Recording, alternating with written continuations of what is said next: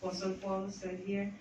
Now to him who is able to strengthen you, according to my gospel, and the preaching of Jesus Christ, according to the revelation of the mystery that was kept secret for long ages but has now been disclosed, and through the prophetic writings has been made to all nations, according to the command of the eternal God, to bring about the obedience of faith, to the only wise God, be glory forevermore through Jesus Christ. Amen. Amen.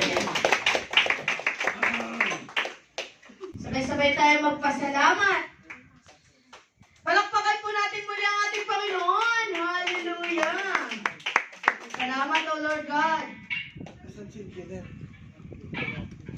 Come on, church.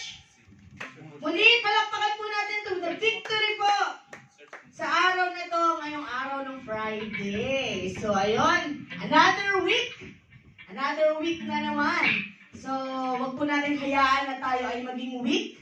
Patuloy po tayong bumabad sa presensya ng ating Panginoon. Hallelujah! Come on, church, tayo umawit! Praise! Woo!